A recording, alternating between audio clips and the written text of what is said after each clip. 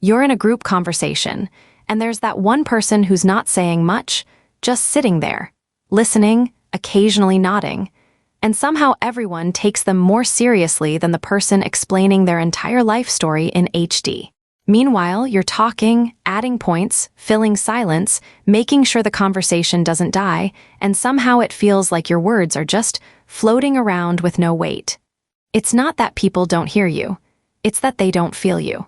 And that's where it gets interesting, because talking more feels like it should give you more presence, more visibility, more importance. But in reality, it often does the opposite.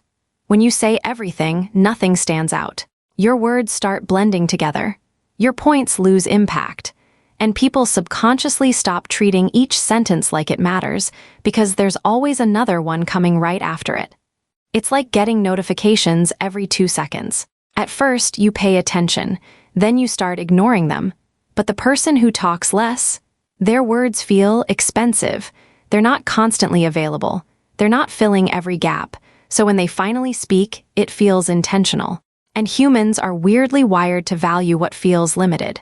Silence, in that sense, creates curiosity. When someone isn't constantly explaining themselves, your brain starts paying more attention. It leans in. It tries to figure them out. And that attention gets mistaken for respect. There's also a confidence signal hidden in this. When you talk a lot, especially to fill silence, it can look like you're trying to prove something, trying to be understood, liked, or validated. But when you're comfortable saying less, it gives off a completely different energy. It feels like you're not in a rush to be heard. And that makes people assume that when you do speak, it must be worth listening to, even if the content isn't dramatically different. Another thing happening here is processing space. When you talk less, people actually have time to think about what you said. Your words land, they sit there for a second, they get absorbed. But when you keep talking, you don't give people that space. You replace your own point before it has a chance to matter. So ironically, the more you try to be clear, the less clear you become. And then there's the social balance.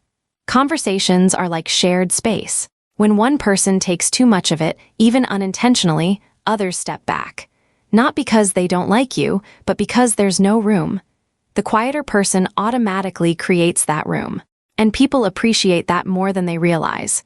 So they associate that person with calm, control, and confidence, even if that person is just quietly observing and overthinking everything internally. And here's the twist. Talking less doesn't mean saying nothing. It means not reacting to every silence like it's an emergency.